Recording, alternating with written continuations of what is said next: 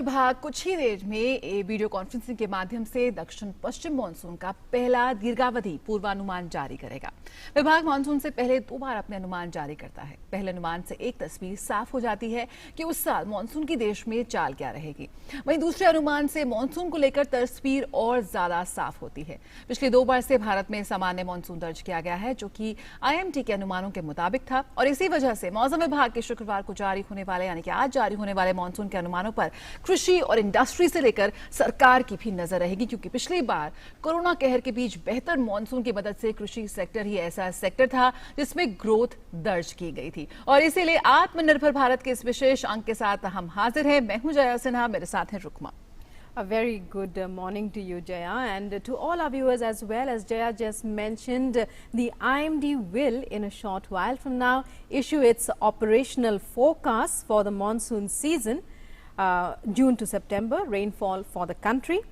And well, we'll be discussing all the implications of whatever announcements are made. There are 2 such forecasts that are made, and we'll also be taking a look as and how we can at how it actually affects the situation on the ground and how effective these forecasts have been.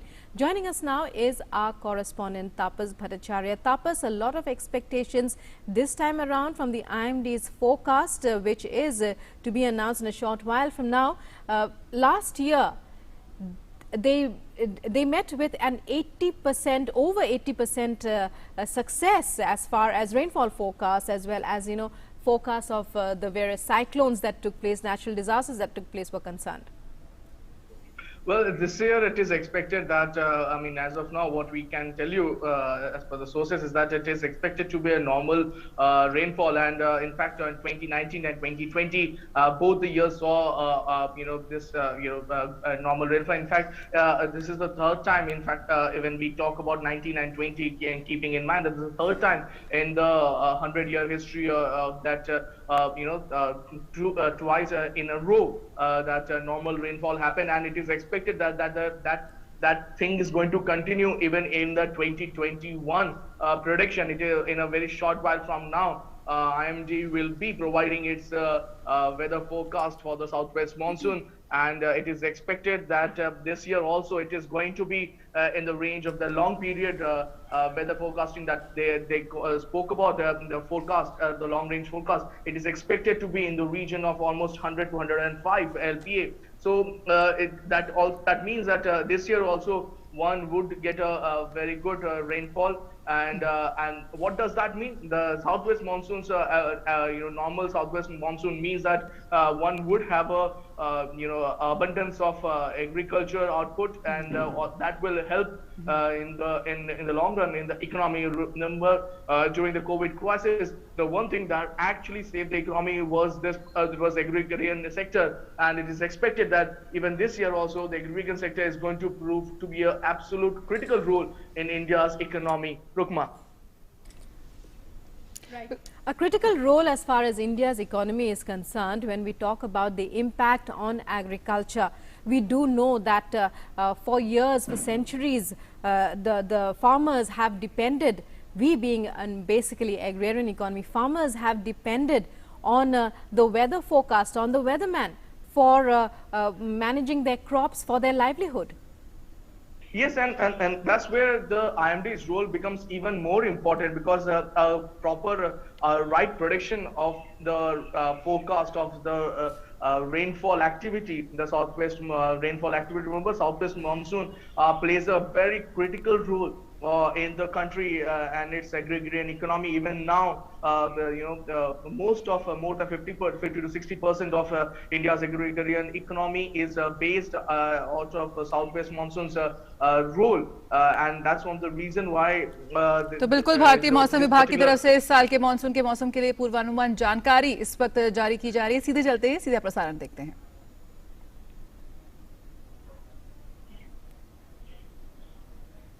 तो बिल्कुल भारतीय मौसम विभाग का पहला दीर्घावधि पूर्वानुमान जारी होने जा रहा है, और इसी पर लगातार हम चर्चा कर रहे हैं, क्योंकि इस तरह से इस देश का मौसम रहने वाला है। विभिन्न क्षेत्रों पर इसका खासा असर हम देखते हैं। तो सीधे चलते हैं इस प्रेस कॉन्फ्रेंस में।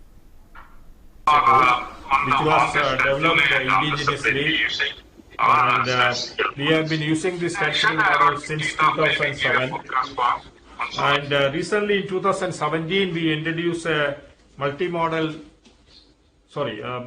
monsoon mission climate forecasting system model. It's a dynamical model it's a coupled climate model developed under the monsoon mission to generate dynamical model seasonal forecast also. So we have two systems, and we have been using these two systems for last few years. And this year we are introducing a new forecasting strategy, which first I will brief you. And as you know that there have been a lot of demands from different users, especially from government authorities, for forecast of spatial distribution of seasonal rainfall along with the regionally average rainfall forecast for better regional level planning of activities. As of now, we have been giving a forecast for all India as well as for homogeneous regions. So, but there is a demand for spatial distribution. So we thought we will come up with a new modeling strategy for giving a spatial distribution. This is the first time we are announcing a spatial distribution of monsoon rainfall. For that, we have developed a modeling framework called multi-model ensemble. It's a dynamical framework, and this forecasting system is based on a few coupled global climate models, in addition to our MMCFS model, which we have been using it since 2017. This multi-model ensemble, the multi-model ensemble is a universally accepted technique used to improve skill of forecast and reduce forecast errors when compared to a single model-based approach. This is nothing new. It has been, the whole world community of climate prediction centers have been using this MME technique for improving their forecast. And even in IMD, our statistical forecasting system is basically a MME system. And when IMD issues forecast for SESCOF, for example, every April, that they also use a MME system. So first time for monsoon seasonal forecast, we have introduced the multi-model ensemble system. The performance of improvements are basically attributed to the collective information of all models used in this MME forecasting system. So what I mean is that instead of using only MMCFS model, dynamical model for seasonal forecast, we are using now a few models and in a multi-model ensemble framework. I will show the next slide. I will show the diagram how it is prepared. We use the March initial conditions and few models are selected, and output the results from these models are used to develop the multi-model ensemble model. And for training this multi-model ensemble model, we have used a very robust statistical algorithm. Simple way, we can simply take arithmetic average of all this model output and use for forecast. Instead of that, we use a robust statistical algorithm to train this multi-model ensemble system. And we have used the data from 82 onwards for training this model. And then this model, multi-model ensemble, can be used for calculating probabilistic forecast, a spatial distribution of probabilistic forecast, which I will show you at the end of my presentation. Then also monthly forecast, as I told at the beginning that we have been issuing monthly forecast for July and August separately using our statistical models. So this year onwards, we will be issuing monthly forecast every month using an indigenously developed MME model framework for preparing monthly forecast instead of statistical model. So monthly forecast will be prepared during the last week of the previous month and updated every month. So for example, June forecast we will issue at the end of May, and July forecast we will issue at the end of June, and August forecast we will issue at the end of July, and so on. So every month we will update for the next month forecast, 31 days of average monthly forecast for all India and also a kind of spatial distribution. And this has been a new idea, new strategy for monsoon forecast. It's called forecast for monsoon core zone. The left hand side, which is shown in green color, is monsoon core zone, which we normally use it for understanding the active and break cycle. IMD has been using this active monsoon core region rainfall, daily rainfall, for understanding how the active break cycle works in a particular year. And many research papers have been written on this monsoon core region. And if you really see the monsoon variability of all India rainfall and monsoon variability of monsoon core region, both are highly correlated. About 85 to 88% of all India rainfall variability is contributed by the rainfall variability of monsoon core zone. So the most of all India rainfall variability lies within this core zone. And coincidentally, this rainfall zone very much resembles the rain-fed region of agriculture, which is shown in the right-hand side. You can see that blue, this is our district map, and blue colors depict where the irrigation-based agriculture is there, whereas red and most of this red colors depicts where agriculture is based on rainfall, monsoon rainfall. So it resembles each other. So what we have decided is, in addition to all India rainfall, we will issue a separate forecast for monsoon core region. It's called monsoon core zone, but that we will be issuing in the second stage forecast in May. Next one. So now I will come to these are the three important modification or important improvements which we are bringing this year onwards. Next one.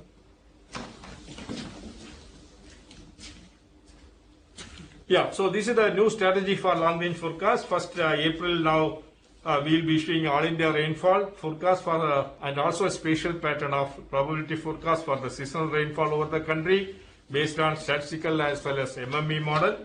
And in the second stage forecast for month of May, we will update the forecast, April forecast, and come out with also a spatial pattern of probabilistic forecast again. And then separately we will issue a forecast for homogeneous regions forecast, seasonal rainfall, as well as the monsoon convergence zone, monsoon core zone. The monthly forecast is again we will be issuing it every month, from May onwards, May for June and June for July accordingly. And that will be a kind of a probabilistic forecast for monthly rainfall. In addition to that, 15th of May, we will come out with a forecast for monsoon onset. And so I will come to the 2021 monsoon forecast.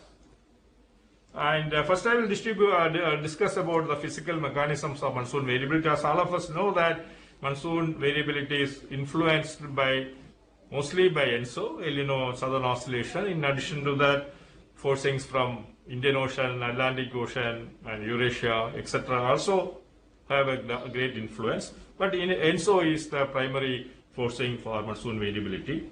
So we have been monitoring both the ENSO as well as Indian Ocean anomalies for many months. And this year, you remember that last year we had a La Nina. 2020 was a La Nina year, and even now the temperature over 3.4 is a central equatorial region is minus 0.5, very close to the threshold of La Nina. But the forecast very clearly show that this is the latest ENSO forecast, very clearly show La Nina is now favored only up to May. Afterwards, we will have a transition to ENSO neutral in April, June 2021. And continuing through the fall of 2021. There is very less chance of El Nino development during the monsoon season. So most of the models are very clearly such that the La Nina conditions will now convert into ENSO neutral conditions, and El Nino development chance is very less. And this, as of Indian Ocean dipole is concerned, these models are clearly showing a small kind of a probability for a negative IOD of minus 0.5. The anomalies are not very high. It's only minus 0.5 or so. And if you really take the because I told La Nina year, last year was a La Nina.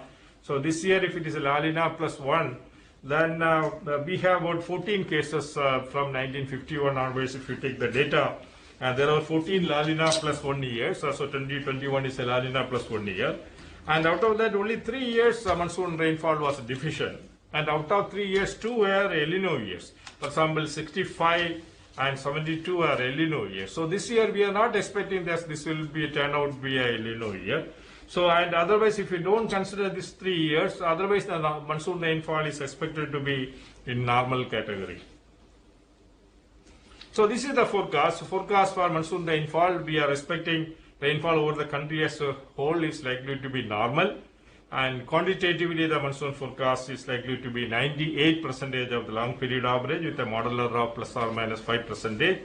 And long period average is nothing but it's of 88 centimeter. Neutral ENSO conditions are prevailing over the Pacific Ocean, and neutral Indian Ocean dipole conditions are also prevailing over the Indian Ocean. And if you really calculate the probability for the different categories, and what we get is we get about 40% of probability, highest probability for normal rainfall. The normal rainfall is defined as 96 to 104%. Highest probability is for 40% for normal category.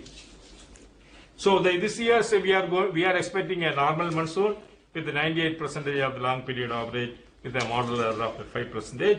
This is a really good news for the country. So last 2 years we had experienced very above normal monsoon rainfall, and so this year we are expecting a normal monsoon. This will really help India to have a good agriculture crop output. And this is the spatial distribution which we would like to share with you. So this is calculated as per our MME model, and the forecast very clearly suggests this is a spatial distribution. And blue color indicates above normal rainfall.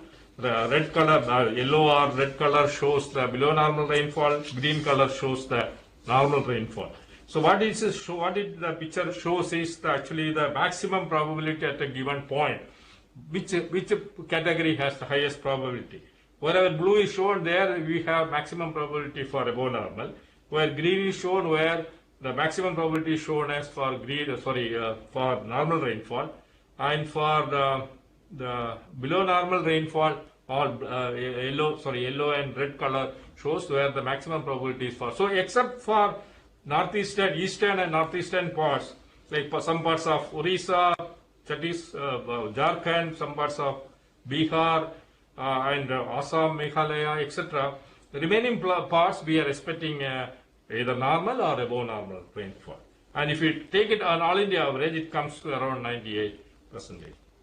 So this is the long range forecast, and in the May forecast, the second stage forecast, we will come out with the April update forecast for all India using statistical as well as dynamical MME model, and we also will come out a probabilistic forecast for homogeneous regions using dynamical MME, and also seasonal forecast for monsoon core region, basically rainfed agricultural region. And also we will come out with a monthly forecast for June for all India as well as monsoon core. So with this I will stop here. Thank you very much for listening to us. So we have a good news to share that India will have a normal monsoon this year, and quantitatively the rainfall will be around 98% of long period average, and we will update this forecast by end of the next month.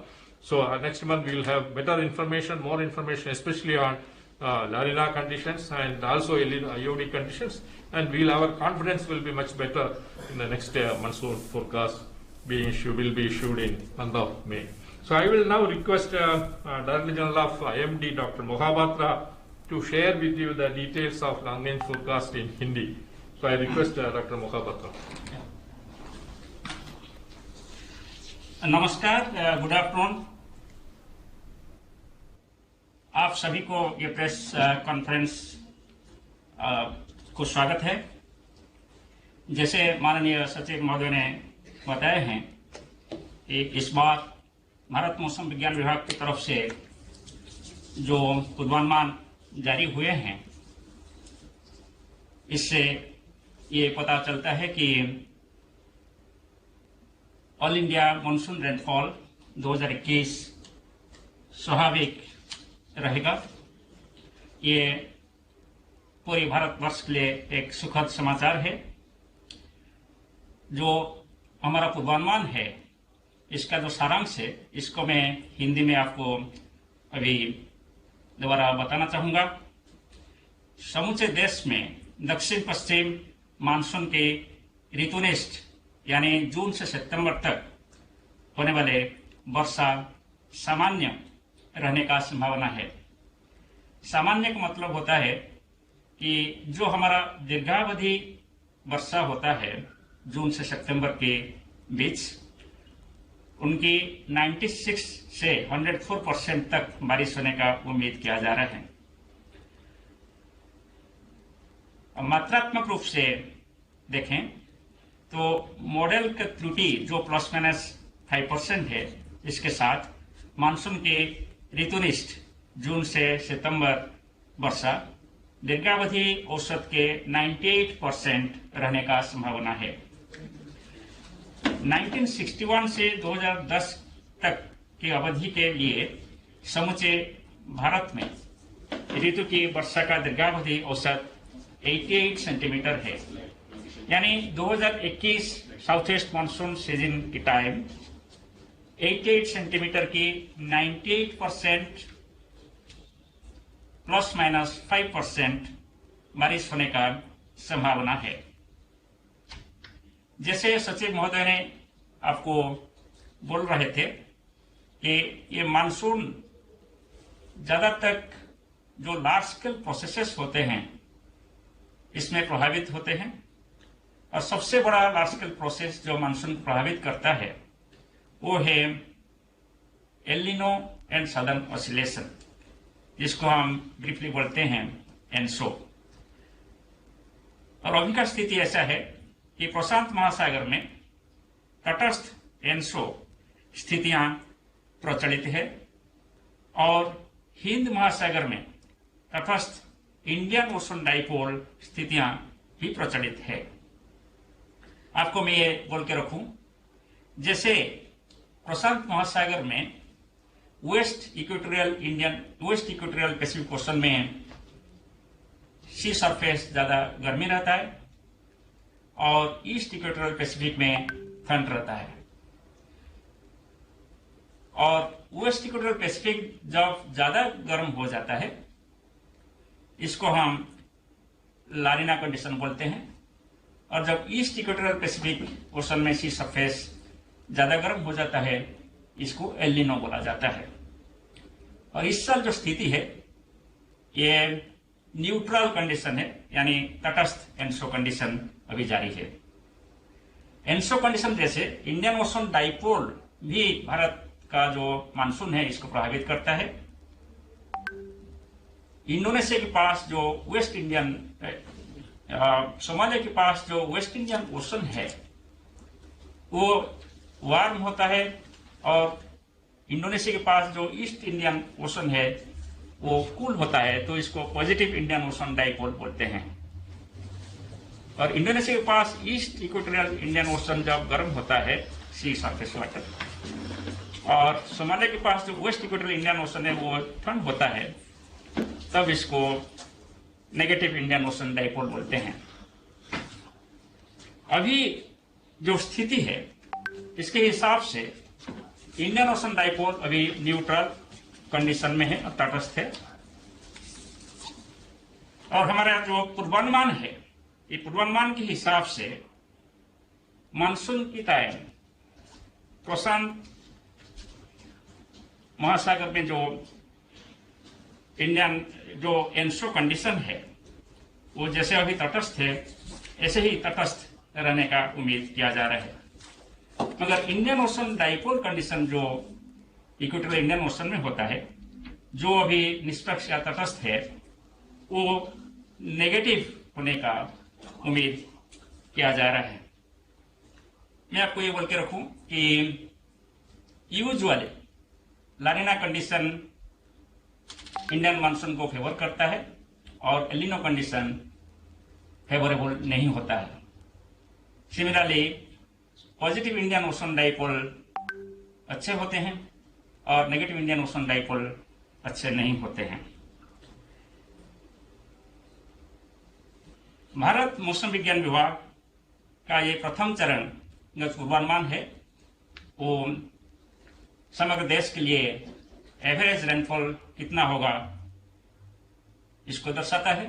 और इसके साथ साथ जैसे आपने देखा ये पहले बार हम देश में होने वाले सीजनल रेनफॉल का स्पेशल डिस्ट्रीब्यूशन का पूर्वानुमान किए हैं, और ये स्पेशल डिस्ट्रीब्यूशन के हिसाब से पूरे देश में लगभग सामान्य वर्षा होने का उम्मीद किया जा रहा है जून से सितंबर के बीच, except some parts of east and north east India, जैसे major part of Orissa, Jharkhand, north Chhattisgarh, Bihar और एडजॉइनिंग ईस्ट यूपी, असम। इस इलाका में जो प्रोबेबिलिटी है वहां बिलो नॉर्मल रेनफॉल का ज्यादा प्रोबेबिलिटी है। इसके अलावा जितना एरिया है देश में उसमें सभी जगह में नॉर्मल या एबव नॉर्मल प्रोबेबिलिटी रेनफॉल का उम्मीद किया जा रहा है।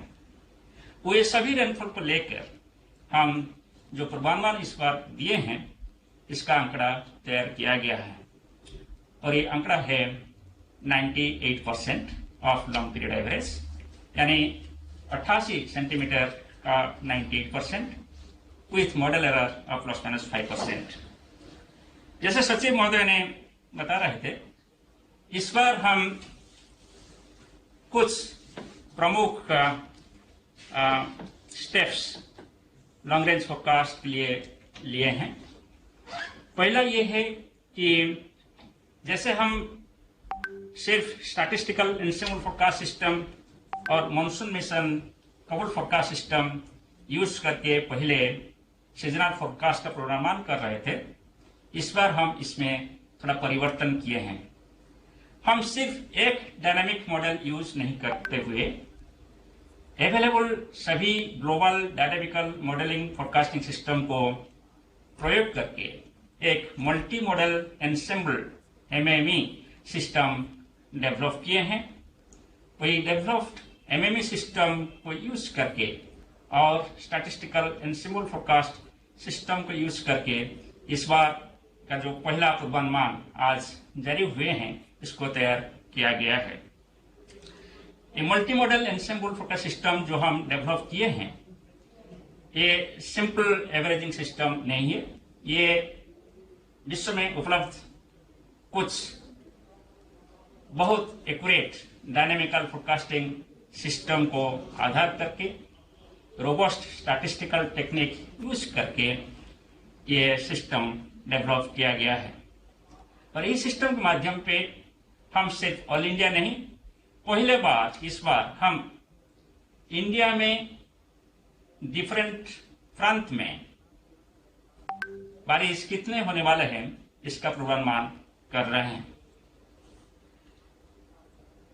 और एक नया कदम हम लिए हैं कि जब हम सेकेंड स्टेज फोरकास्ट जारी करेंगे बाय एंड ऑफ मई, तब हम ये ऑल इंडिया सीजनल फोरकास्ट का अपडेट देते हुए आपको जून महीने का फोरकास्ट उपलब्ध कराएंगे।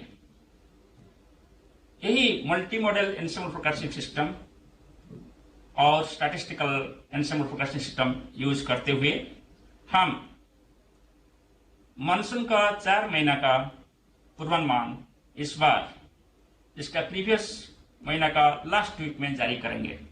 यानी जून महीना में होने वाले बारिश ऑल इंडिया और इंडिया के सभी प्रांत में होने वाले बारिश का पूर्वानुमान हम मई लास्ट वीक में जारी करेंगे। जुलाई महीने का पूर्वानुमान जून महीना का लास्ट वीक में जारी करेंगे। अगस्त महीने का पूर्वानुमान जुलाई महीने का लास्ट महीने में जारी करेंगे और सितंबर का पूर्वानुमान हम अगस्त महीने का लास्ट में जारी करेंगे। और ये सिर्फ जैसे प्रीवियस ईयर में सिर्फ हम एक आंकड़ा आपको दे रहे थे, ऐसा नहीं, मगर ऑल इंडिया में रेनफॉल डिस्ट्रीब्यूशन कैसे रहेगा इसका भी पूर्वानुमान करेंगे। इसके साथ साथ जो 4 होमोजेनियस रीजन का पूर्वानुमान पहले कर रहे थे वो पूर्वानुमान भी हम जारी रखेंगे। हमारा जो सेकेंड स्टेज फोरकास्ट होगा जो कि मई महीने के एंड में यानी लास्ट वीक में हम जारी करेंगे।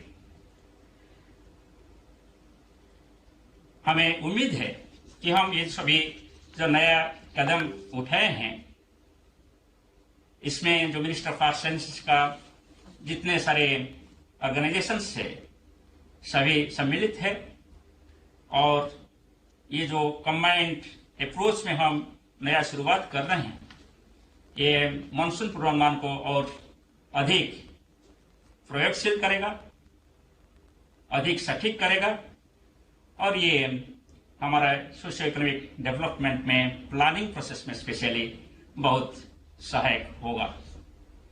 धन्यवाद। So thank you, Dr. Mohapatra, for briefing the details of long-range forecast in Hindi. And unfortunately, we don't have the provision of taking your questions, etc. But you can always post questions in my Twitter, as well as you can send emails to both to me as well as Dr. Mohapatra, DGM.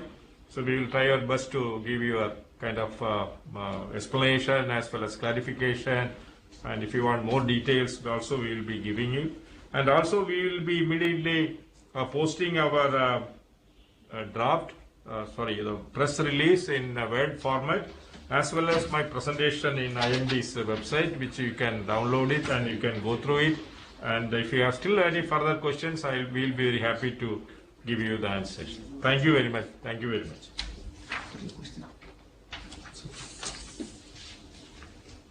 ये बंद करो।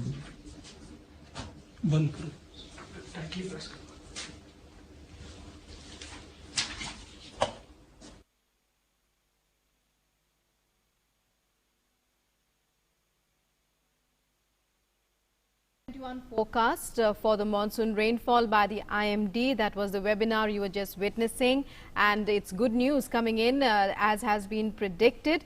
Normal rainfall for the entire country except for certain parts in the northeast, for example. And we'll be discussing all that in detail in this edition of Atmanirbhar Bharat. The IMD, as we were telling you just a short while ago, issued its operational forecast for the monsoon season, June to September. And rainfall for the country. Before we begin our discussion on that, let's take a look at what we know of the IMD.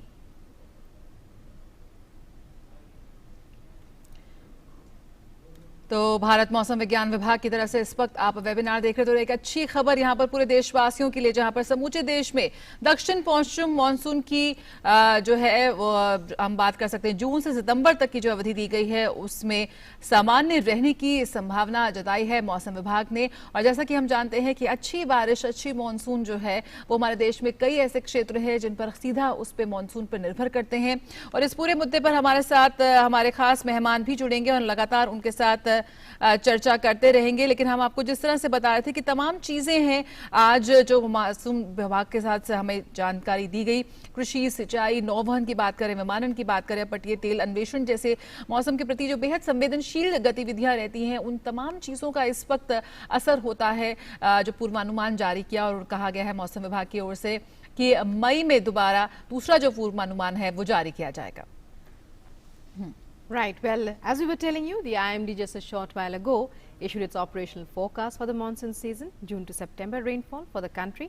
Before we begin our discussion, we are waiting for our guest to connect. Let's take a look at what the operational forecast for the monsoon season, June to September rainfall for the country as a whole in 2 stages. The first stage forecast is issued in April and the second stage forecast is issued in May, June. These forecasts are prepared using the state-of-the-art statistical ensemble forecasting system that is critically reviewed and improved regularly through in-house research activities. The India Met Department was established in 1875. It is the National Meteorological Service of the country, principal agency in all matters relating to meteorology, allied subjects, takes meteorological observations, provides current and forecasts meteorological information, facilitates optimum operation of weather-sensitive activities. The activities it impacts are agriculture, irrigation, shipping, aviation, offshore oil explorations, etc., and warns against severe weather phenomena like tropical cyclones, northwesters, and also of dust storms, heavy rains, and snow, cold and heat waves, etc.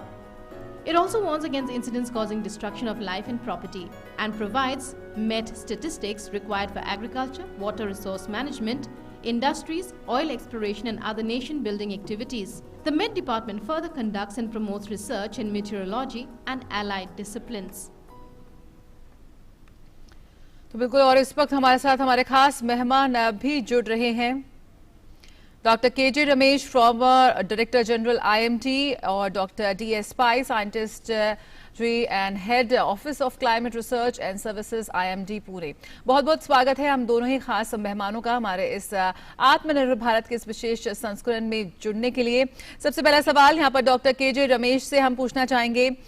Doctor Ramesh, किस तरह से आप देखते हैं एक अच्छी खबर यहाँ पर आई है मौसम विभाग की ओर से? हम सभी को मानसून का इंतजार रहता है और मानसून इस साल अच्छा रहने वाला है, सामान्य रहने वाला है। सुनने के लिए देश भर के लिए काफी एक अच्छी खबर यहाँ पर मौसम विभाग की से आई है, क्योंकि हम सभी निर्भर करते हैं एक अच्छी बारिश पर, अच्छी मॉनसून पर।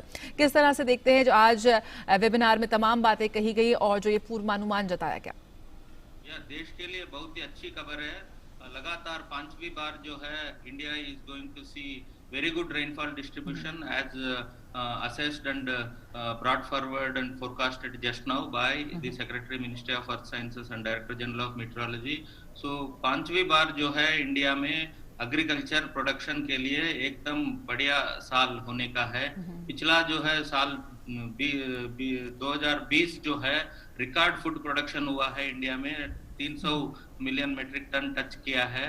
सो उसी सिलसिला पिछला 4 साल का जो सिलसिला है अच्छी पैदावार के साथ जो है होने का देखा है हमने, वही 5वीं बार भी देखने को पूरा चांसेस है और उम्मीद भी है।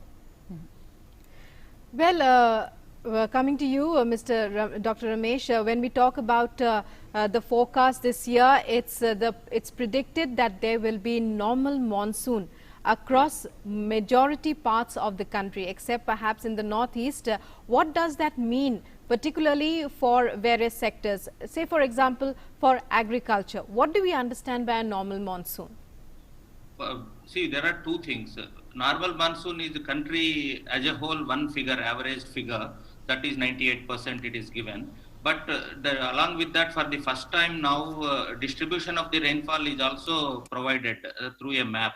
As you told that only except east and northeastern part of the country where some deficit is projected at the moment. This is the first assessment. Rest of the parts of the country are where rain-fed agriculture goes on, where oil seeds, pulses, cereals production is there. So there also majority of the areas are going to receive good distribution of rainfall. So if you see, consider that way to eastern part of India, most of the eastern parts of India, particularly UP part, जो है, it is fully irrigated by river systems from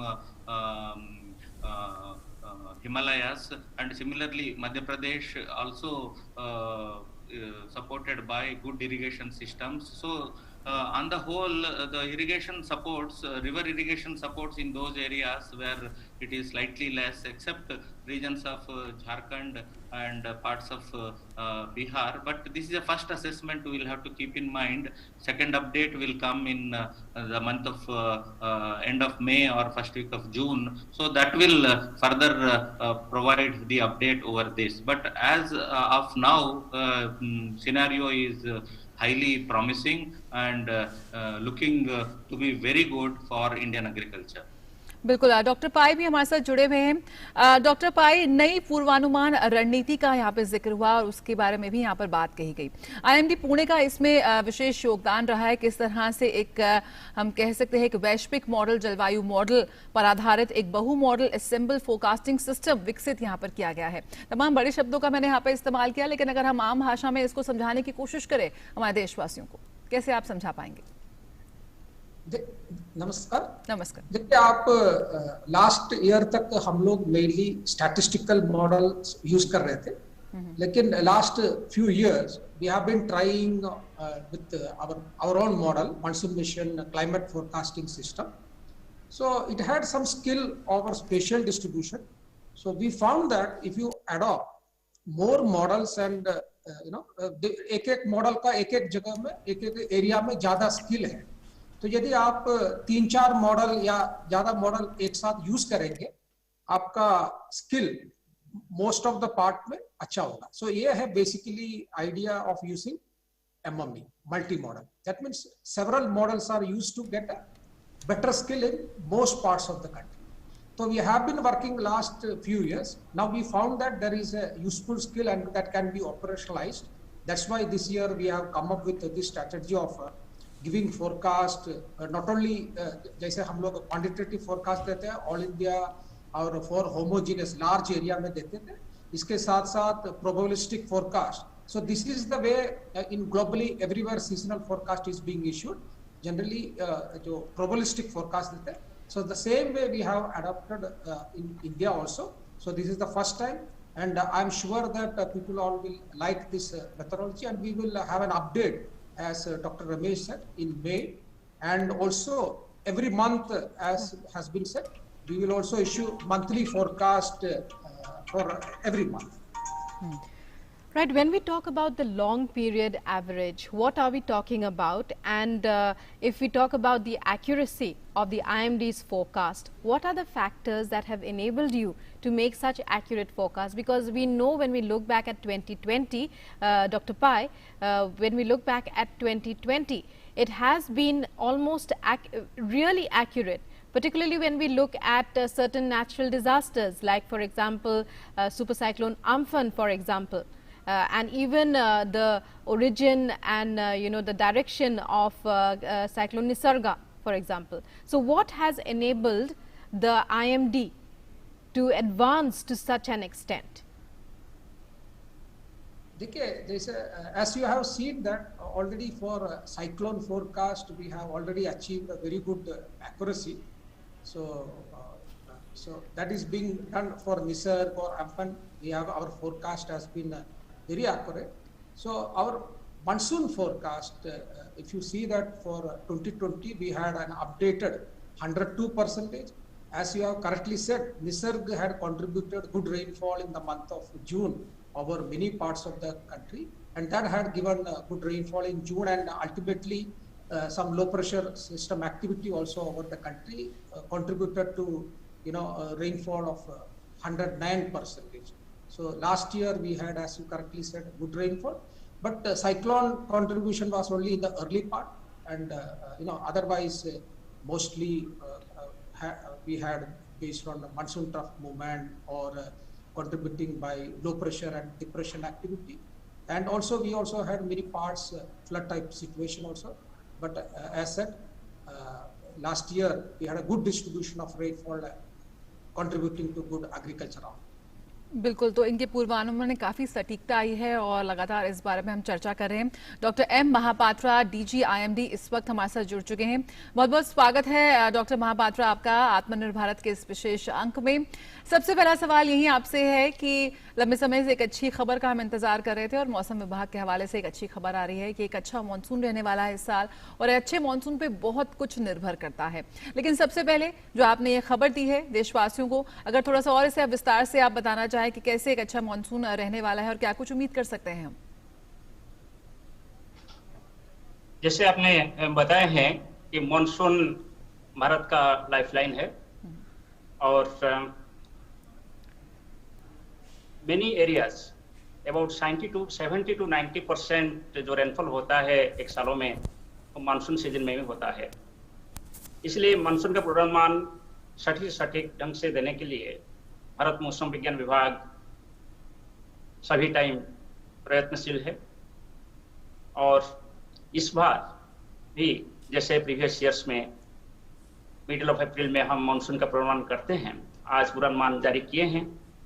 हमारा आज जारी हुए पूर्वानुमान से ये पता चलता है कि 2021 का जो मानसून सीजन है जून टू सितंबर, इसमें पूरे कंट्री के लिए जो एवरेज रेनफॉल होने वाले हैं वो सामान्य रहेगा। सामान्य का मतलब यही होता है कि जो एवरेज रेनफॉल होता है 88 सेंटीमीटर ओवर द कंट्री, इसका 96 से 104% के बीच में रहने का उम्मीद किया जा रहा है। हमारा भी एक मात्रात्मक रूप से यानी क्वांटिटेटिव फोरकास्ट भी जारी हुआ है, और ये क्वांटिटेटिव फोरकास्ट जारी करने के लिए हम स्टैटिस्टिकल एनसेम्बल फोरकास्टिंग सिस्टम और एक multi model ensemble forecasting system का प्रयोग किए हैं। पहले बार लॉन्ग रेंज फोरकास्ट के लिए हम एक multi model ensemble forecast system इस बार हमारे जो climate research and service division Pune में है इसमें तैयार हुआ है। इसमें विश्व में उपलब्ध सबसे अच्छा डायनेमिकल मॉडलिंग फोरकास्टिंग सिस्टम को लेकर और एक रोबस्ट स्टैटिस्टिकल टेक्निक प्रयोग करके एक multi model ensemble forecasting system तैयार किया गया है। और ये सिस्टम को 1982 से डाटा लेकर परीक्षा किया गया है। इसका एक्यूरेसी रीजनेबल है। तो इसके बेसिस पे इस बार जो हम पहला चरण के पूर्वानुमान जारी किए हैं, इसमें पता चलता है कि मानसून इस बार लॉन्ग पीरियड एवरेज का 98% होने का उम्मीद किया जा रहा है। और ये मॉडल का जो साधारण त्रुटि है वो है ±5%, यानी 98% ±5% of the long period average rainfall इस बार मानसून सीजन में होने का हम उम्मीद कर रहे हैं। Mohapatra ji, at this point, I'd like to ask you that you're talking about the statistical model, various models that are being used to assess the weather, to predict the weather, to make weather forecasts. We believe the IMD has been issuing monthly forecasts for every month using an indigenously developed statistical model. As the aim is to move towards Atmanirbharta, towards self-reliance in every field, in weather forecasting too, we are aiming for that. How is this a major step towards that achievement? How far do we have to go yet? आपने सही बताया है। Weather and climate के क्षेत्र में आप compare करें सारा भारत को और विश्व के साथ, आप देखेंगे कि हम बहुत ही क्षेत्र में आत्मनिर्भर है। सिर्फ भारतवर्ष के लिए नहीं, हमारे ये आत्मनिर्भरता हमारे ये एरिया में जितना कंट्री उस सभी को भी हेल्पफुल होता है। और मानसून फोरकास्ट जैसे आपने बताया, मंथली फोरकास्ट हम पहले सिर्फ जुलाई और अगस्त महीने के लिए जारी कर रहे थे, मगर इस बार हम हर महीने के लिए मंथली फोरकास्ट देंगे, यानी जून, जुलाई, अगस्त, सितंबर 4 महीने का मंथली फोरकास्ट जारी करेंगे। सिर्फ इतना नहीं, प्रीवियस ईयर्स में सिर्फ हम एक ही आंकड़ा जारी कर रहे थे कि कितना बारिश होगा all India average rainfall in the month of July and August, और इस बार हम ऑल इंडिया एवरेज रेनफॉल देते हुए पूरी भारतवर्ष में डिफरेंट प्रांत में कितना बारिश होने का है वो सभी का भी पूर्वानुमान करेंगे। जैसे आज हम ऑल इंडिया सीजनल रेनफॉल को पूर्वानुमान जारी किए हैं डिफरेंट एरिया के लिए, जैसे कि ये लगभग नॉर्मल रहने की उम्मीद है, मगर ईस्टर्न इंडिया और नॉर्थ ईस्ट इंडिया के कुछ हिस्से जैसे उड़ीसा, वेस्ट बंगाल का गंजटी क्षेत्र, Jharkhand, Bihar, adjoining east UP, north Chhattisgarh, इसमें बिलो नॉर्मल रेनफॉल होने का प्रोबेबिलिटी है। सिमिलरली जून महीना का जो रेनफॉल होगा इसका पूर्वानुमान हम मई महीना का लास्ट वीक में जारी करेंगे, जुलाई महीने के लिए जून महीने का लास्ट वीक में, अगस्त महीने के लिए जुलाई महीने का लास्ट वीक में, और सितंबर महीने के लिए अगस्त महीने का लास्ट वीक में ऐसे ही पूर्वानुमान जारी करेंगे। इसमें ऑल इंडिया एवरेज रेनफॉल कितना होगा और इंडिया का डिफरेंट प्रांत में कैसे बारिश रहेगा इसका पूर्वानुमान होगा। और ये सभी जो डेवलपमेंट हुआ है ये कंप्लीटली विद इन IMD और मिनिस्टर ऑफ आर्थ साइंसेस का जो ऑर्गेनाइजेशन है वो सभी मिलकर किए हैं। ये पूरी सेल्फ रिलायंट है।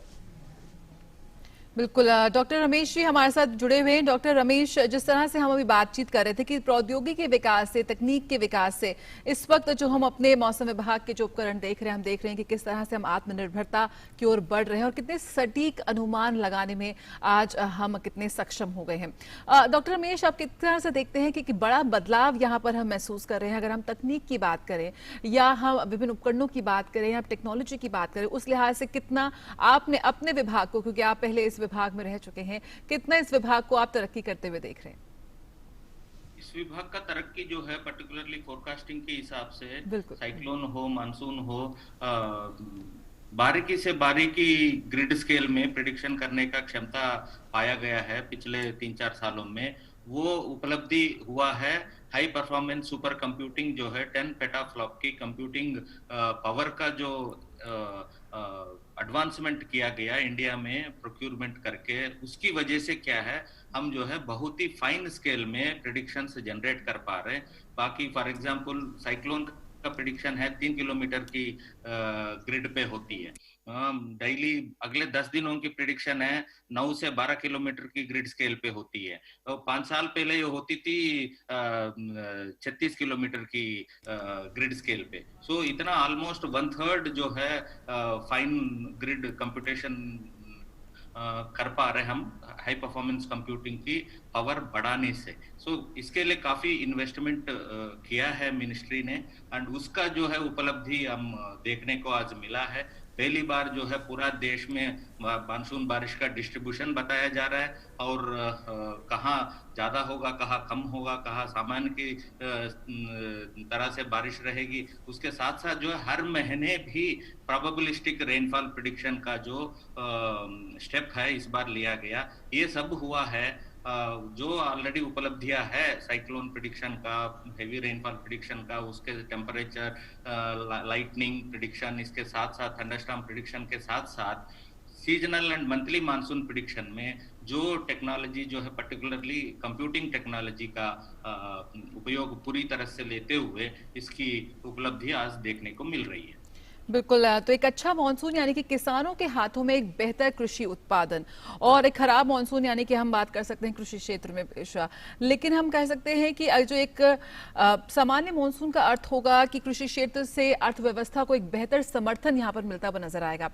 डॉक्टर पाई हमारे साथ जुड़े हुए, किस तरह से आप देखते हैं अगर हम कृषि क्षेत्र की बात करें, एक फसल की विफलता, एक फसल की सफलता, एक अच्छे मानसून, एक अच्छी बारिश पर निर्भर करते हैं। इस तरह की एक अच्छी खबर हमारे किसानों के लिए कितनी बड़ी राहत की खबर हो सकती है? देखिए, जैसे पहले बताया था, लास्ट 5 साल में हमें ऑलमोस्ट नॉर्मल रेनफॉल मिल रहा है और अच्छी डिस्ट्रीब्यूशन है। अभी आपने वो जो स्पेशल डिस्ट्रीब्यूशन में भी देखा होगा, except north east and eastern part, most of the part normal या अबव नॉर्मल रेनफॉल की बारिश मिलने की संभावना है। तो इसलिए कृषि के लिए भी ये बहुत उपयुक्त होगा। तो जैसे पहले बताया था, लास्ट ईयर हमें रिकॉर्ड प्रोडक्शन हुआ। सो अभी we are passing through a very tough pandemic type of situation. तो एग्रीकल्चर में भी हमको इम्पैक्ट नहीं होना चाहिए। तो ये बारिश, normal rainfall definitely will support agriculture. तो इस एटलीस्ट ये साइड में से हमको अच्छा बेनिफिट मिलने की संभावना है। Right, mister Mohapatra, where different departments of the government have different demands. Which are the departments and how have you been able to touch them in different ways? Have the demands of various government departments changed over the years, or is it the same demands that every department has from you every year? आप आत्मनिर्भर के बारे में honourable prime minister का जो statement है आप उसको देखें, उसमें देखेंगे कि सभी क्षेत्र में there is a demand supply chain, और ये डिमांड सप्लाई चेन के हिसाब से हमको स्ट्रेंथनिंग करना पड़ेगा और हमारे जो सर्विसेज और सेवाएं हैं उपलब्ध कराना पड़ेगा। वेदर एंड क्लाइमेट सर्विसेज एक सर्विस है, इसका फोकस्ड एक्यूरेसी इम्प्रूव हुआ है रिसेंट ईयर्स में, इसका रिजोल्यूशन इम्प्रूव हुआ है। जैसे रमेश साहब ने बता रहे थे, अभी हम बहुत छोटे छोटे इलाके के लिए एक्यूरेट फोरकास्ट कर पा रहे हैं। इसको देखते हुए बहुत सारे सेक्टोरल एप्लीकेशंस में भी इंडिया मेट्रोलॉजिकल डिपार्टमेंट आगे आए हैं। जैसे मानसून का बात करें तो मानसून का तो पहला एप्लीकेशन एग्रीकल्चर में था, और इसके साथ साथ हाइड्रोलॉजिकल सेक्टर में, वाटर सेक्टर में मानसून का बहुत एप्लीकेशन है, जैसे कि dam management, other water bodies management, river and floods management, urban flood management, flush flood management. ये सभी के लिए भारत मौसम विज्ञान विभाग दूसरे सभी संस्था के साथ जुड़े हुए बहुत सारे पदक्षेप लिए हैं। जैसे कि अर्बन फ्लडिंग के लिए हम मुंबई जैसे सिटी, चेन्नई सिटी के लिए अर्बन फ्लड सिस्टम भी डेवलप करके इसको कंट्रोल करने के लिए कोशिश कर रहे हैं। सिमिलरली फ्लैश फ्लड जिसमें वजह से हिली एरिया में, specially Jammu and Kashmir, Himachal Pradesh, Uttarakhand, north eastern states, western Ghats area, eastern Ghats area, वहाँ भी हम फ्लैश फ्लड्स गाइडेंस अभी हम इशू कर रहे हैं। और रिवर एंड फ्लडिंग के लिए हम स्पेशली जो फ्लड प्रोन जोन्स होते हैं, जिसमें कि जो अवधि 3 दिन के लिए हम फोरकास्ट पहले दे रहे थे, इस साल से हम 5 दिन के लिए पूर्वानुमान देंगे और इसके साथ साथ इसका एक्सटेंडेड रेंज फोरकास्ट करने के लिए भी कोशिश करेंगे। ये सभी पूर्वानुमान फ्लड मैनेजमेंट के लिए होगा। सिमिलरली जो हेल्थ सेक्टर है, इसमें भी हम बहुत सारे कदम उठाए हैं, जैसे हीट एक्शन प्लान हो गया, कोल्ड एक्शन प्लान हो गया, वो इंटीग्रेटेड वे में disaster management authorities, state level, district level और India meteorology department and NGOs etcetera मिलकर कर रहे हैं। इसमें भी जो डेथ्स हो रहा था हीट वेव की वजह से, वही बहुत कम हो चुका है।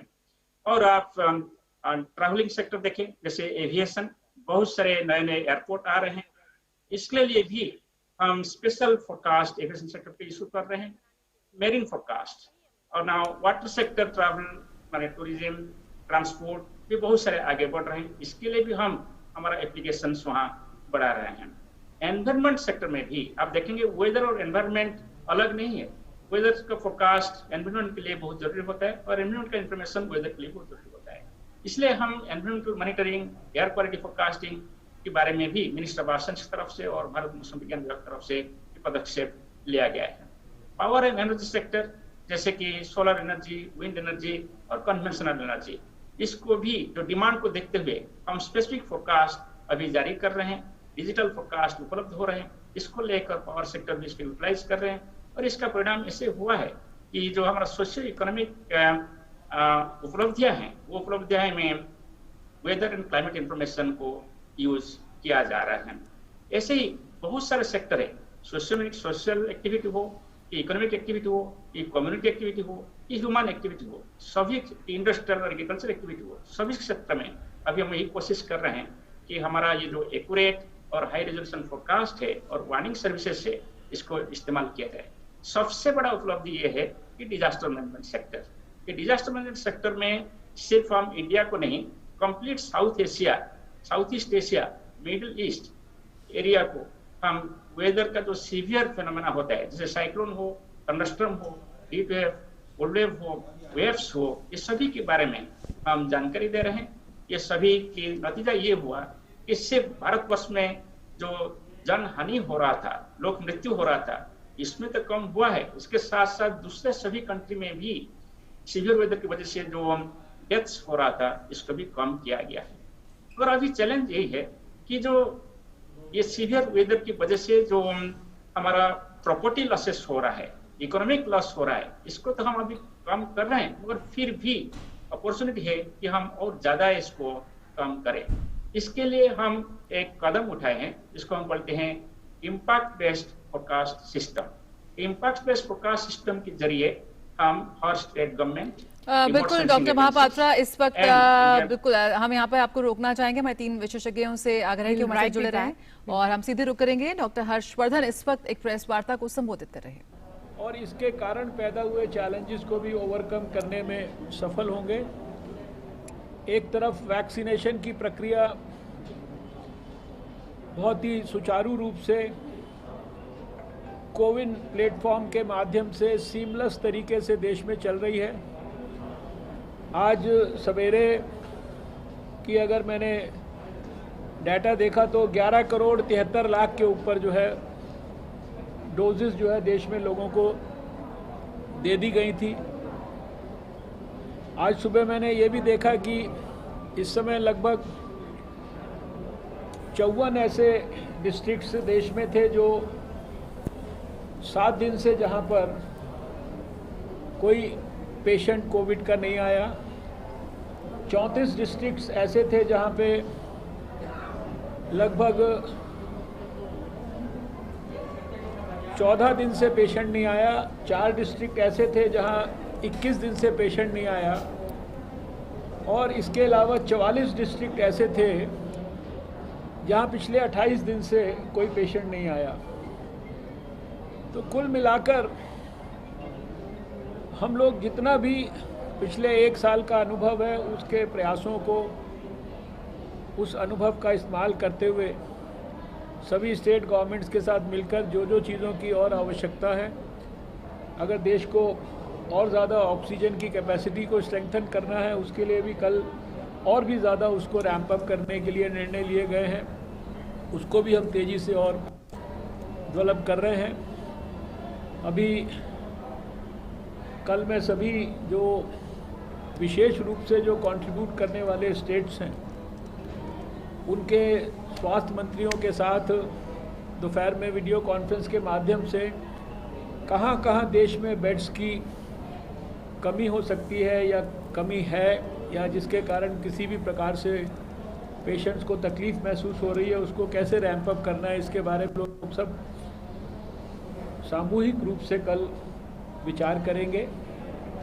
और इसी प्रकार से सोमवार को सारे अपने जो एम्स हैं देश के, उनके साथ भी वीडियो कॉन्फ्रेंस करके हम एम्स के माध्यम से कोविड के खिलाफ जंग को और ज़्यादा कैसे देश भर में स्ट्रेंथन करना है, एम्स में कैसे कोविड से रिलेटेड जो लड़ाई है उसकी फैसिलिटीज़ को और रैंप अप करना है, उसकी भी सारी की सारी तैयारियां करेंगे। फिर से लोगों से मेरी अपील है कि जो हमारी बेसिक स्ट्रैटेजी थी, टेस्टिंग, ट्रैकिंग, ट्रीटिंग, इसको हमको नहीं भूलना है। मुझे खुशी है कि कल भी देश में लगभग 15 लाख टेस्ट हुए हैं। एक लैब से शुरू हुई यात्रा वो 2458 लैब्स तक पहुंच गई है। बार बार एक ही बात प्रधानमंत्री जी से लेकर और सभी लोग दोहरा रहे हैं कि कोविड एप्रोप्रिएट बिहेवियर को किसी भी कीमत पर हम ना भूलें। अगर देशवासी इस बात को गंभीरता से ले लेंगे कि इस समय जब वैक्सीनेशन भी साथ साथ चल रहा है, हमको कोविड एप्रोप्रिएट बिहेवियर यानी मास्क, साबुन से हाथ धोना और 2 गज की दूरी और जो सुपर स्प्रेडर बड़े बड़े भीड़ वाले इवेंट्स हैं इनको अवॉइड करना है। मजबूरी में जाना भी पड़ता है तो भी जो है प्रिकॉशंस को नहीं छोड़ना है। तो हमें पूरा विश्वास है कि जिस तरह से 2020 में कोविड के खिलाफ लड़ाई को हम लोगों ने एक सफलता की चरम सीमा तक पहुंचाया था, वैसे ही ये फेज़ भी जो अभी आया है, ये फेज़ भी हमारा निकल जाएगा और इस लड़ाई में भी जो चैलेंजेस हैं उनको हम पूरी तरह से ओवरकम करने में सफल होंगे। डॉक्टर साहब, एक तरफ तो पूरी हेल्थ मिनिस्ट्री आप सुबह से जैसे लगे हुए सारी सिचुएशन देख रहे हैं, बेड्स का, ऑक्सीजन का, वहीं कुछ मामले ऐसे भी सामने आ रहे हैं। रेमडेसिविर जो इंजेक्शन है जिसमें पैसों को लेके भी बात करेंगे कि कीमत कम करी जाए। छत्तीसगढ़ रायपुर का एक मामला है सर जिसमें सरकारी अस्पताल का डॉक्टर 16,000 में वो इंजेक्शन देखिए सरकार को एक नजर बनानी। देखिए ऐसा है कि ब्लैक मार्केटिंग के लिए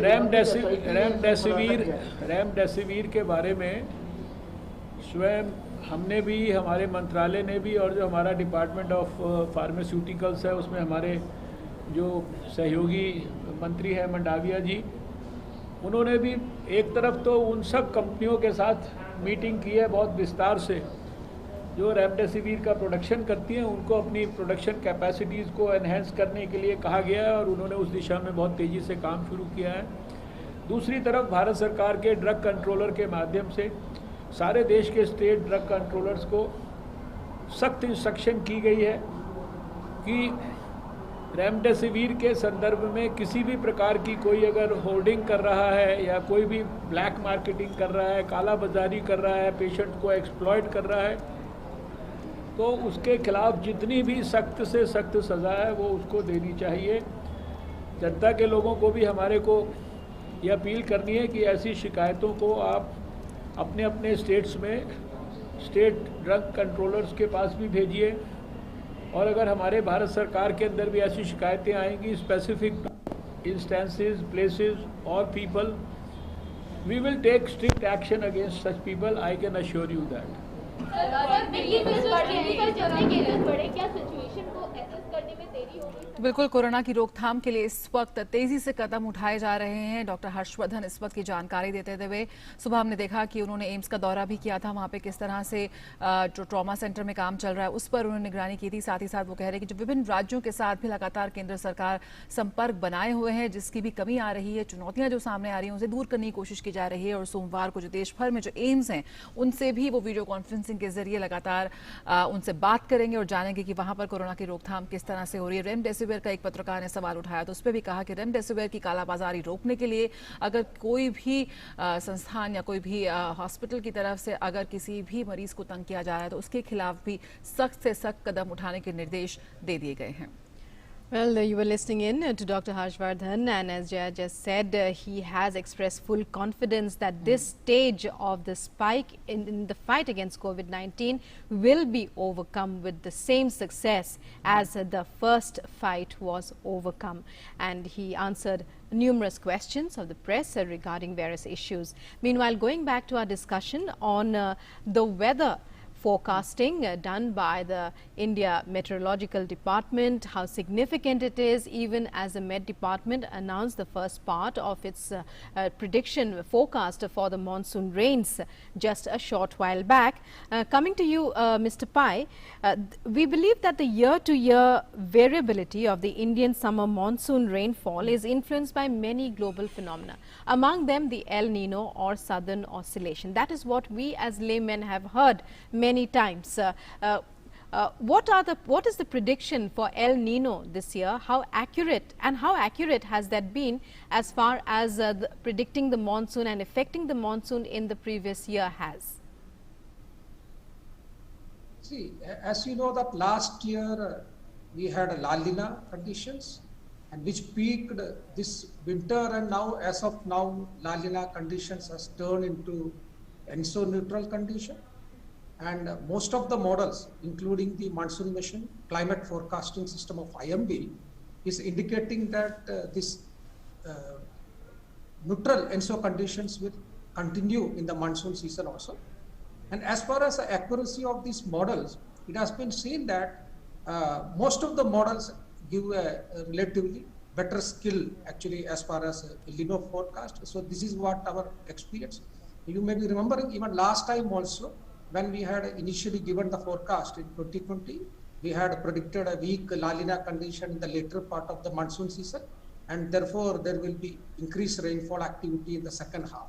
That actually happened. So, and you know that this ENSO condition has got a significant impact, link with the monsoon. So this year, as I said, La Nina neutral ENSO conditions are likely to continue during the monsoon season. So therefore, it will not have much impact. However, as far as the Indian Ocean dipole conditions, which is another important factor which influence the monsoon. So this is also, at present, it is a neutral IOD conditions, but models are indicating there will be a negative IOD during the monsoon season. Though models have got a good skill in predicting the IOD, but the IOD links to the monsoon is a weak in the model. So that is why some of the models are indicating much more higher rainfall than what we are expecting actually, because its IOD impact in the models are less. So we are, as far as IMD forecast is concerned, we are expecting ENSO neutral condition during the monsoon and negative IOD conditions during the monsoon. बिल्कुल। Doctor Ramesh, यहाँ पर हम doctor Harshvardhan को भी सुन रहे थे और हम जानते हैं कि इस देश में इस वक्त क्या कुछ स्थिति चल रही है और कई क्षेत्रों पर हमने इसका असर देखा है। अगर अर्थशास्त्रियों की माने तो कह सकते हैं कि एक अच्छा मॉनसून इस वर्ष एक स्विंग कारक की तरह होगा, क्योंकि जिससे अगर हम बात करें सकल घरेलू उत्पाद की बात करें तो GDP की बात करें तो उसकी संख्या में भी हम वृद्धि देखेंगे और तमाम क्षेत्रों में एक अच्छी वृद्धि के लिए, एक अच्छे संकेतों के लिए एक अच्छे मॉनसून की बहुत ज्यादा सख्त जरूरत थी। किस तरह से आप देखते हैं अर्थशास्त्रियों का यह मानना और जो पूरा मानसून का प्रभाव है हमारे देश पर, हमारे देश के विभिन्न क्षेत्रों? आप पिछले साल का देखेंगे, कोरोना की वजह से काफी सेक्टर्स में प्रोडक्टिविटी कम, टर्नओवर कम होके GDP का असर किया है। एक ही सेक्टर है, अच्छी बारिश होने की वजह से किसान ने अच्छा पैदावार, उससे पूरा फायदा उठा के अच्छा पैदावार करने से कृषि क्षेत्र में हमें पॉजिटिव 4% प्लस ग्रोथ देखने को मिला है। सो इस साल भी उसी तरह उम्मीद हम पूरा रख सकते हैं। और दूसरी बात जो है, जो कृषि क्षेत्र जो है देश में लगभग 55 से 60% तक आबादी जो है कृषि क्षेत्र और कृषि संबंधित क्षेत्रों में अपना रोजगार ढूंढते हैं। सो उस हिसाब से इस साल भी रोजगार, कृषि क्षेत्र के रिलेटेड रोजगार की समस्या बिल्कुल नहीं रहेगी। उसके साथ साथ उत्पाद भी बढ़िया रहेगा। अच्छा मानसून के साथ अच्छा रिजर्वायर्स में पानी रहेगा, उससे जो है ड्रिंकिंग वाटर की प्रॉब्लम भी नहीं रहेगी। सो ग्राउंड वाटर रिचार्ज भी अच्छा होगा। सब तरह से पहला जो है कोविड से जूझने के लिए इंटरनल डोमेस्टिक फूड प्रोडक्शन जो है सबसे ज्यादा होना चाहिए। वो सबसे ज्यादा इंपोर्ट डिपेंडेंसी ऑन फूड नहीं रहेगा। सो उसकी वजह से देश के लिए काफी अच्छा स्थिति देखने को अच्छा मिल रहा है, अच्छी मानसून पूर्वानुमान की वजह से। बिल्कुल right.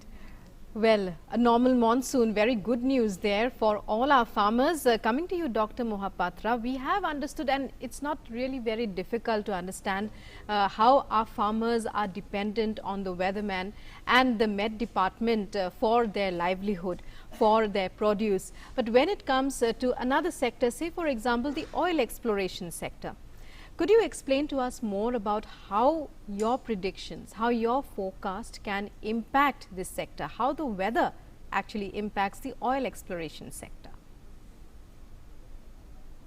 There are many activities along the coast and also inside the sea which are affected by weather and climate arising out of the ocean and also over the land areas. So oil exploration is one of them. People continue to work. There are many establishments along the coast for this purpose. They need safety and security so that they can save themselves from the hazards of weather and climate. So India Meteorological Department provides continuous monitoring and forecasting products for all such activities. As all of us know, there are various types of marine related hazards like the cyclones, thunderstorms, thundersqualls, strong winds near the sea area, and also the strong monsoon conditions. Apart from this, there could be the waves, significant wave heights, especially due to the very rough sea in association with the various types of weather systems. So all these affect the daily activities. So for this purpose, we have a special service called as Marine Weather Forecasting Services, which caters to all types of marine community, including the oil exploring agencies and the people. So we have various types of products for this purpose. For day-to-day operation, we provide the forecast for different divisions of Bay of Bengal, Arabian Sea, and the coastal areas. And these bulletins are very specific. Say, for example, for oil exploration purpose, specific information are provided from our offices in the coastal areas. We also provide similar information to the fishermen all along the coast and the fishery authorities. We provide the information to the port authorities, shipping authorities, for high sea shipping, and also the coastal shippings. So all these informations are very specific and it is target oriented, and these are provided at least twice a day on normal situation. And when there will be a depression or cyclone developing over the Bay of Bengal or Arabian Sea, the frequency of this information increases.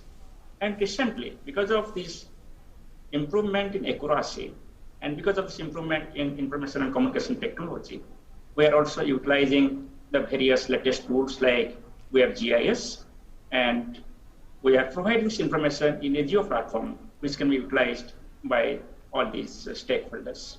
We also try to provide the impact-based information for all these forecasts so that people can use it directly to save life and property. बिल्कुल, doctor पाई भी हमारे साथ जुड़े हुए हैं। Doctor पाई, जिस तरह से उन्होंने बताया डॉक्टर मोहपात्रा ने कि विभिन्न क्षेत्रों में हम इस वक्त देख सकते हैं कि आईएमडी के जो दायित्व है, आईएमडी की जिम्मेदारी हो जाती है, आईएमडी के पूर्वानुमान कई क्षेत्रों में काफ़ी मूलचूल बदलाव लाने में कामयाब हो रहे हैं। जिस तरह की तमाम बातें सामने आ रही हैं, आईएमडी अगर हम कह सकते हैं कि मानसून जो कोर जोन है उसके लिए एक अलग से पूर्वानुमान विकसित करने के लिए प्रयासरत है, जो देश के अधिकांश वर्षा आधारित कृषि क्षेत्र या उस क्षेत्र का प्रतिनिधित्व करेगा। डॉक्टर पाई, आप किस तरह से देखते हैं कि अभी भी जब पहले चरण का पूर्वानुमान जारी किया गया तो उसके साथ साथ मौजूदा सांख्यिकी पूर्वानुमान प्रणाली के साथ साथ जो नई एमएमएमई आधारित पूर्वानुमान प्रणाली है उसका उपयोग किया गया, किस तरह से आप देखते हैं कि लगातार जो तकनीक का विकास हम यहाँ देख रहे हैं और भी ज्यादा सटीक यहाँ पर हम दिखते नजर आ रहे हैं और जो विभिन्न प्रणालियों का प्रयोग यहाँ पर किया जा रहा है, किस तरह से वो आईएमडी की जो तमाम पूर्वानुमान है उनको और बेहतर करने में सफल हो रहे हैं? देखिए, जैसे बताया था, हम लोग जो एमएमबी इम्प्लीमेंट किया है इस बार, और इसके साथ साथ जो इम्प्रूवमेंट लाया है, एक्चुअली मंथली फोरकास्ट देंगे और जो monsoon course which is the main area, you get a maximum rainfall and also have large intra-annual variability.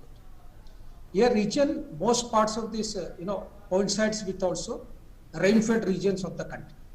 तो therefore ये जो forecast ये area है मानसून कोर्स में, most many areas are rain-fed areas also.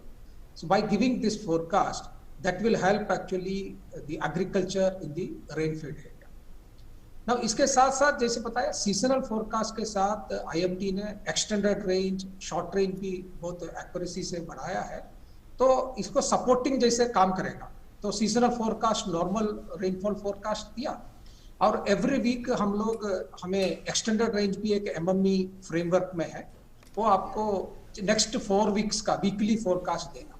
तो जैसे आपको एक्शन लेना एग्रीकल्चर में, वेदर इरिगेट करना है या आपको पेस्टिसाइड करना है, ये भी एडवाइजरी दे रहे हैं based on extended range prediction. और जो वीक में हम लोग फोरकास्ट मोर रेनफॉल और less rainfall, day to day forecast हम लोग शॉर्ट रेंज फोरकास्ट में देते हैं। फिर नाउकास्ट देते हैं इमीडिएटली क्या होगा। तो ये सभी फोरकास्ट एक साथ जब आप यूज करेंगे, मेनी ऑफ द सेक्टर्स जैसे एग्रीकल्चर है या हेल्थ है, जैसे बताया था डैम मैनेजमेंट में, इसमें सभी आपको फायदा होगा। तो ये मंथली फोरकास्ट पे आपको एवरी मंथ में कैसे वेरिएशन है, क्या हम लोग मॉडिफिकेशन कर सकते हैं, एग्रीकल्चर में क्या क्या ये कर सकते हैं, उसका एक्टिविटी भी अकॉर्डिंगली चेंज कर सकते हैं। सो ये फायदा है नए strategies. Right. Dr. Ramesh, when we talk about Atmanirbhar Bharat and we talk about weather, the science of weather forecasting, if we look at the years ahead, how do you see youngsters, more and more youngsters, do you see that process, more and more youngsters getting interest in this science, taking an active interest from a very young age itself rather than just drifting into it in the future? What kind of a future do you see for that in our country? अभी आप देखेंगे ना, weather का और information technology का जो बहुत ही close association है, इंटरफेस है शुरू से ही। जैसा कंप्यूटिंग टेक्नोलॉजी है, दूसरा जो है सेंसर टेक्नोलॉजी। आज की डेट में बहुत चीजें सेंस करके, टेम्परेचर हो, साइल की मॉइस्चर हो, जो लीफ एरिया इंडेक्स हो, जो भी इंफॉर्मेशन है सेंसर के through agriculture startups IT interface से इमीडिएटली क्लाउड सर्विसेज पे डाटा जा सकता है।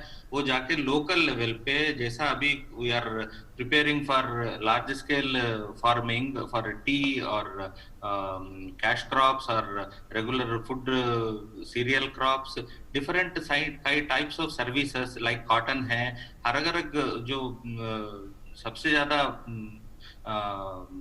इनकम जनरेट कर सकता है, उसमें फोकस देने के लिए, रबर है like this.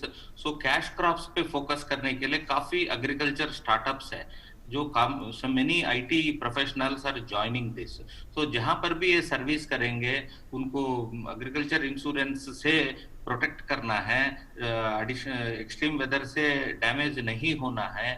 So like that even the agriculture mandi में जब पैदावार आ गया है उसको सुखाने के लिए किसान नॉर्मली उधर स्प्रेड करते हैं। अगर बारिश आ रहा है बोल के अगर मंडी में फोरकास्ट चला जाता है, वो स्प्रेड नहीं करेंगे, अपना कलेक्ट करके सेफली बारिश से बचाएंगे। सो लाइक दैट बहुत चीजें हैं आज की डेट में information technology and weather information से बहुत ज्यादा इकोनॉमी को, डैमेज को प्रोटेक्ट करने का, इकोनॉमी को प्रिजर्व करने का स्टेप्स ले सकते हैं। तीसरा जो है air quality, weather and air quality का लिंक है, बहुत ज्यादा क्लोज लिंक है। Public health, vector borne, water borne diseases का लिंक है। पर्टिकुलर टेम्परेचर में इतना नमी आ गया तो वो वेक्टर्स के लिए फेवरेबल कंडीशन हो जाता है। सो जो एक्सटेंडेड रेंज प्रेडिक्शन कह रहे हैं ना, हर वीक में अगले 2-3 हफ्ते के लिए जो टेम्परेचर अनामली कैसा रहेगा, रेनफॉल अनामली कैसा रहेगा, इससे क्या हो जाएगा, we can identify clusters where ये वेक्टर बॉर्न डिसीजेस की ग्रोथ शुरू हो सकती है, जो क्लस्टर्स डेवलप हो सकते हैं। वहाँ क्लस्टर डेवलप होने का आपको पता चल जाता है 1 हफ्ता पहले, 10 दिन पहले। डेफिनेटली वहाँ जो है लोकल म्युनिसिपैलिटीज एक्शन लेके उसका स्प्रेड को रोक सकते हैं, ताकि डेंगू, चिकनगुनिया, मलेरिया, इसकी स्प्रेड को जो है, इंसिडेंस हो सकती है मगर स्प्रेड को रोक सकते हैं। सो ये सब चीज जो है हम एग्रीकल्चर सेक्टर के साथ, वाटर सेक्टर के साथ, जो कैश क्रॉप्स के लिए जो सर्विसेज एडिशनली बिल्ड होंगे, सिमिलरली जो विंड एनर्जी, सोलर एनर्जी के लिए चाहिए, उनकी जहां क्लस्टर है, सोलर फार्म्स है, वहां पर सनशाइन आवर्स की प्रिडिक्शन चाहिए, कितना सनशाइन आवर्स रहेगा नेक्स्ट डे के लिए। सो उसके हिसाब से उनकी जो प्रोडक्शन जो है वो मार्केट करेंगे। सिमिलरली विंड एनर्जी के लिए जितना 5 किलोमीटर पर आवर और 10 किलोमीटर पर आवर, 5 और 10 किलोमीटर की पर आवर विंड स्पीड कितना घंटे के लिए रहेगा, उससे क्या है उनकी जो विंड एनर्जी प्रोडक्शन उससे निर्भर करता है। सो लाइक दैट ये सब के लिए एडिशनल सर्विसेज आ रहा है, वो सब फ्यूचर के लिए काफी है एंड बहुत स्टार्टअप्स आने वाले हैं। बिल्कुल, तो इसमें भी हम स्टार्टअप्स देख सकते हैं और युवाओं की ज्यादा भागीदारी हम इसमें सुनिश्चित कर सकते हैं। डॉक्टर महापात्रा, चलते चलते आपसे यहाँ पे जानना चाहेंगे कि किस तरह से हम देख रहे हैं कि भारत जो मौसम विभाग है वो लगातार जो नए अनुप्रयोग हैं और सेवा के क्षेत्रों में कदम रख रहा है, और लगातार जो अपने इंफ्रास्ट्रक्चर को इसने निर्मित किया है और मौसम विज्ञान और वायुमंडलीय विज्ञान को एक साथ इसका विकास यहाँ पर करें। कह सकते हैं कि आने वाले दिनों में एक रोमांचक भविष्य की दहलीज पर हम देख रहे हैं इसे। आपने सही बताया कि आप पिछले 5-10 साल देखें तो एक बहुत परिवर्तन हुआ है भारत मौसम विज्ञान विभाग और पृथ्वी मंत्रालय का अप्रोच में। एक पैराडाइम शिफ्ट आए हैं हमारा forecasting and early warning services में, और इसका नतीजा भी देश के लिए अच्छा रहे हैं। मगर अभी भी ऐसे कुछ चैलेंजेस है जिसको भी हम बीट करना चाहते हैं, और हमारा जो सर्विस है उनको फिर और ज़्यादा से ज़्यादा स्ट्रांग और प्रभावशाली करने के लिए कोशिश करेंगे। जैसे कि अभी भी आप देखेंगे कि number of deaths due to cyclones बहुत सारे रिड्यूस्ड हो गया है। कोई एक साइक्लोन नहीं है पास्ट 10 ईयर्स में जिसमें डेथ क्योंकि लैंडफॉल हुआ है जिसमें डेथ 100 से ज़्यादा हुआ है। और ये उपलब्धियां सिर्फ भारतवर्ष के लिए नहीं, पूरा एरिया के लिए, यानी entire south Asia, south east Asia और मिडल ईस्ट के लिए हुआ है, और इसमें भारत का एक अहम भूमिका रहा है। मगर जब आप थंडरस्टॉर्म एसोसिएटेड लॉसेस या लॉस ऑफ लाइफ देखते हैं, जैसे लाइटनिंग का नंबर ऑफ डेथ्स फिर भी इंक्रीज हो रहा है। जी जी, इसका रीजन यही है कि लाइटनिंग एक स्मॉल स्केल फीचर है, ये सभी जगह में एक ही जगह टाइम पर नहीं होता है, और इसका लाइफ पीरियड भी बहुत कम होता है। थंडरस्टॉर्म जैसे 2 घंटे मैक्सिमम होता है, और इसका एक विलेज में कि 2 विलेज में कभी कभी साइमल्टेनियसली होता है। तो इसको अच्छे ढंग से निरीक्षण करना और इसका प्रबंधन करना एक चैलेंज है। और ये चैलेंज को देखते हुए भारत मौसम विज्ञान विभाग और ministry of sciences recently lightning warning का शुरुआत किए हैं। Last 2 years we are providing lightning warning for across the country. मगर वो लाइटनिंग वार्निंग का सटीकता और वो लाइटनिंग वार्निंग का हर विलेज लेवल पे उपलब्धि करना और लोगों के पास पहुंचना एक अभी चैलेंज है। बिल्कुल, तो उम्मीद करते हैं कि इन चुनौतियों से भी बहुत जल्द पार पाएगा मौसम विज्ञान विभाग, क्योंकि जिस तरह से हम देख रहे हैं कि हाल के समय में बहुत ही सटीक भविष्यवाणियों के साथ सामने आया है और जहां ना सिर्फ करोड़ों की संपत्ति का कम से कम नुकसान हुआ है बल्कि बड़े पैमाने पर जान माल के नुकसान को भी बचाने में बहुत सफल साबित हुआ है। और इस वक्त जिस तरह से हमारा देश गुजर रहा है, ऐसे में आज की जो भविष्यवाणी सामने आई कि जो मानसून है वो सामान्य रहने वाला है, और उस लिहाज से कई मोर्चों पर हम एक अच्छी खबर देख सकते हैं, चाहे हम बात करें महंगाई की, चाहे बात करें खुदरास्फीति की, चाहे जीडीपी के हवाले से या फिर कृषि क्षेत्र के लिए। तो काफी एक अच्छी खबर लेकर आया है मौसम विभाग आज हम सामान्य देशवासियों के लिए। बहुत बहुत शुक्रिया आप तीनों ही खास मेहमानों का हमारे इस विशेष अंक में जुड़ने में। Many thanks to all our guests for joining us here on our show, Dr. Mohapatra, Dr. Ramesh and Dr. Pai.